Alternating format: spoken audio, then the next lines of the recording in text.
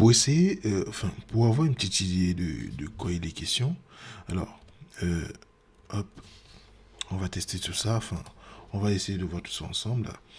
Alors, euh, déjà, la déclaration de variable avec let se fait de cette façon. Donc, déclaration, hop, des variables avec let se fait, par exemple, on définit une variable let qui va prendre pour valeur 1, hop, par la suite, on va poser une condition, voilà, if par exemple true, voilà, si c'est vrai, hop, on met tout ça, hop, ici, voilà, on va faire un deuxième let, voilà, let de A, ok, et qui est égal cette fois-ci à 3 par exemple, et là on va faire un console, hop, log de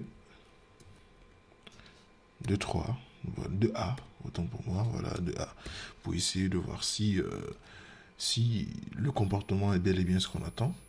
Donc, par la suite, dehors, à la sortie de la condition, on va également faire un console log de A. Hop, ok. Alors, je m'explique.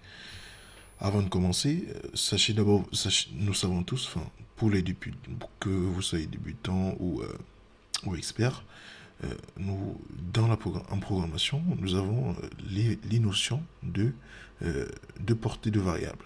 Donc, les variables ont une certaine portée. C'est la raison pour laquelle on va souvent faire la différence tout au long de notre formation entre la portée d'une variable et, et entre la portée d'une variable, en fait, ouais, la portée, l'idée c'est vraiment de se dire que une variable, déclarer une variable d'une telle manière, lui donne une certaine portée par rapport à une autre façon. Donc, par exemple, nous avons dit tout à l'heure que déclarer la variable a avec let fait en sorte que a, cette variable, elle est accessible de manière limitée, voilà, elle est accessible par zone, par bout de code ou alors par endroit. Par contre, var, voilà, déclarer une variable par exemple avec var, si on dit var a est égal à 3 par exemple, alors cette déclaration-ci, venons mettre ça ici, mettons B, voilà, hop. Donc si on vient à ce niveau, on dit var b est égal à 3 et que l'on sorte à ce niveau et que l'on fait un petit coup de console log de b, hop, de b, pour essayer de voir tout ça. Ok, donc comme j'ai dit tantôt, en programmation, nous avons le concept de portée d'une variable. Ici également, on va faire un petit coup de... Hop, on supprime tout ça, voilà. Hop, ok. Comme je disais tantôt, en programmation, nous avons ce qu'on appelle les portées d'une variable. Alors, nous avons dit que let a une portée locale. Donc, la valeur de A qui est 1, qui a été initialisée au début, cette valeur aura une portée en dehors de notre condition if. Donc, A sera toujours 1 à l'extérieur de cette condition, mais à l'intérieur de notre condition, voilà, A aura pour valeur 3. Donc, si on suit ce raisonnement, normalement, si on fait un coup de console log pour afficher voilà, le contenu de notre variable A, normalement, elle doit nous afficher 3.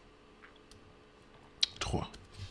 Et si on fait un coup de console log de B, par contre, déclarer B en tant que var, cela revient à dire que B aura une portée globale.